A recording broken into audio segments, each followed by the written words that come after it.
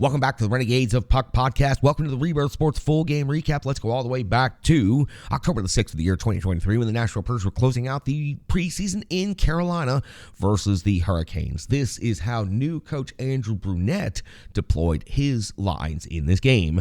Forsberg, Parsonen, and Fujimo, Nyquist, Glass, and Gurianov, Tomasino, Novak, and Evangelista, Trennan, McCarron, and Smith make up your fourth line, your defensive pairings. Yossi and Fabro, Del Gaizo, and Carrier, Barry, and Shen in net. Lankinen. The Nashville Predators played the Canes the night before, so we saw five players rotate out, five different players rotate in, different goaltender, and we see the Nashville Predators look to work on their very, very final roster spots and roster battles going into this game. We are 1 minute and 36 seconds into the first period, and Lankinen's coming in with save on Aho from the top of the circle. First shot, first save of the game at 4:45 of the first period. It's Bunting hitting the post at 4:49. McCarron's off the box, 2 minutes for kneeing. Teravainen's going to convert on the power play for the Carolina Hurricanes. It was a wrist shot from the top of the circle, giving the Canes a 1-0 lead at 8:46 of the first period. Lankinen comes up with a save on Natchez at close range at 11:01. Lankinen comes up with a save on Stahl. 11:46. Lankinen a save on D'Angelo. 13:34. Lankinen a save on Aho. 16:04.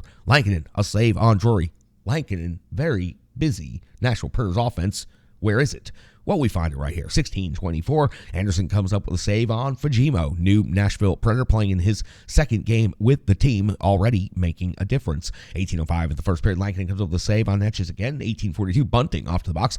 2 minutes for unsportsmanlike conduct. Appeared that he said one of those words you can't say over there near the bench. Aho then also picks up a penalty. 2 minutes for hooking. 5-on-3 for the Nashville Predators for 1 minute and 20 seconds. We would see Anderson coming up with a big save on Barry before we hit the intermission. Now, even with the 5-on-3 at the end of the period, the Nashville Predators only able to generate five total shots on goal against the Carolina Hurricanes. Carolina generates 1 goal in the first period and 13 shots on net. The 5-on-3 does carry over into the second period. It's a total of 42 seconds of carryover. Anderson does come up with a save on a Yossi heavy shot, but that would be the extent for the Nashville Predators. Very disappointing 5-on-3 here. 3:18 into the second period. It's D'Angelo off to the box, 2 minutes for high sticking. Carolina already back to the penalty kill, and it's Forsberg just lasering one off of the upper 90. His sights off by just enough. That ping could be heard all the way back here in Nashville. 6:50 into the second period. Anderson comes with a save on Yossi. Fifth shot of the period for the Nashville Predators. That equaled their first period total.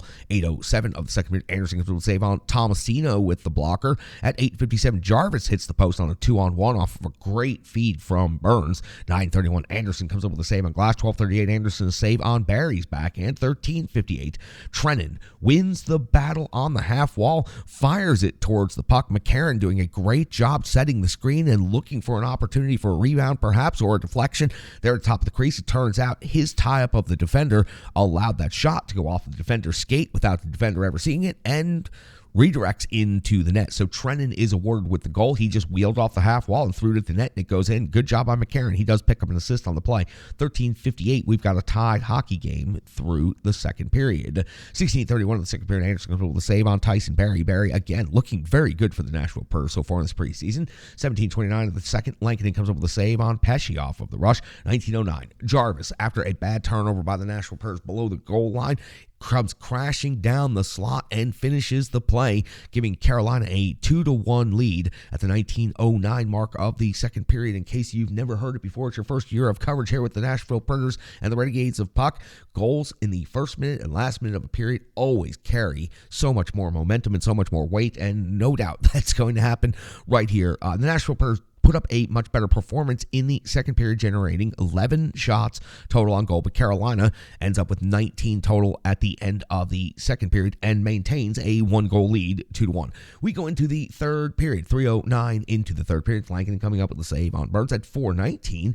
D'Angelo's off the box, 2 minutes for interference. Gurianov did a really nice job right here trying to break free and was interfered with by D'Angelo. Aho, Teravainen, shorthanded scoring chance plus jam, probably 3-4 opportunities at it right here here. I honestly don't know how it stayed out. I just have to say Lankinen was strong enough on the play to prevent it from getting across the goal line. At 6:39 of the third period, Anderson comes up with a save on Forsberg. At 7:53, Anderson comes up with a save on Luke Evangelista at close range. Good to see Luke Evangelista up here in training camp and preseason playing good. I've got him penned in as a roster spot on the right side.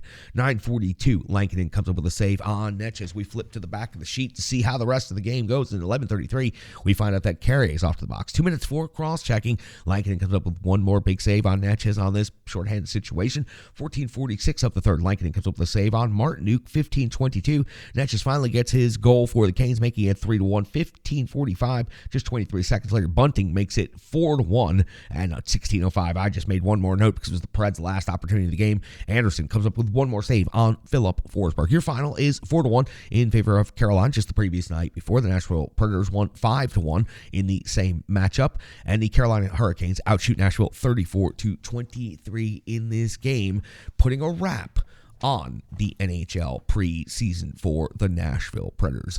Again, Tampa Bay is their first opponent coming up Tuesday afternoon. Very big special opening day of national coverage all over the networks. It's going to be very fun. It's going to be very exciting, and I cannot wait. I always forget about the doldrums of the offseason in the summer, and while we did a really, really good job, effective job of kind of killing off that time doing some hockey history podcasts, the 20th Century Hockey Chronicle, by the way. The book's right here. You can hear the podcast if you go back and check out some previous episodes from over the summer. We did a good job, but nothing like the season. Nothing like being in the trenches and being in the grind on an everyday basis, breaking it down, talking about it. It's what we love to do. When we talked to Jim Behringer in episode 800, the two of us had a little side conversation about this is what we do. We get in our studio, we break down the tape, we break down the numbers, we go through it all, and we put out the best content that we can. I can't wait to be back doing that. It's so much fun. Last year was such a good year for the Renegades of Puck podcast, and that's thanks to each and every one of you out there. And thank you for supporting the coverage, and thank you for being with us for 12 years now. 12 years, 3 years. This is our third season starting this operation, just over 2 years in the bunker.